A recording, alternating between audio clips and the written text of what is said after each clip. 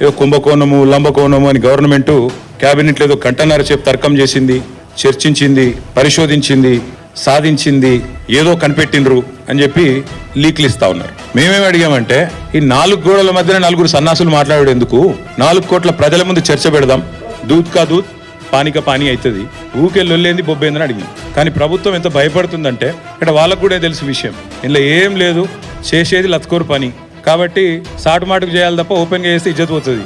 అందుకే తప్పించుకోలేక, మింగలేక, కక్కలేక ఓపెన్గా ఇలానే అసెంబ్లీలో కూడా అడిగినాం. పెట్టు దమ్ముంటే చర్చ పెట్టు అసెంబ్లీలోని స్పీకర్ గారిని అడిగినాం, చర్చకు రారు.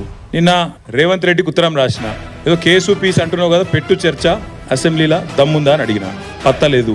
రేపో లేకపోతే ఎల్లుండో ఆయనతో అసెంబ్లీ ఏదో నడిపించినట్టు చేసి తూతూ మంత్రంగా మైకులు వలిగేటట్టు ఏదో సేమ్ సోది ఉపన్యాసాలు చెప్పి అవతల పడతారు తప్ప ఈ విషయం మీద చర్చించే దమ్ము ప్రభుత్వానికి లేదు.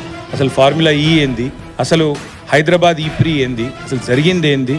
అందుకే అనివార్య పరిస్థితులు, ఎందుకంటే ప్రభుత్వానికి ఏమో చర్చకు ముందుకొచ్చే దమ్ము లేదు, చర్చలో పాల్గొనే సత్తా లేదు. ముఖ్యమంత్రికి చర్చలో పాల్గొని కళ్ళలో కళ్ళు పెట్టి చూసి ధైర్యంగా ఇది జరిగింది తప్పు అని రుజువుపించే శక్తి లేదు. ఏదో కేసు పెట్టాలనే ఒక సాడిస్ట్ మెంటాలిటీ తప్ప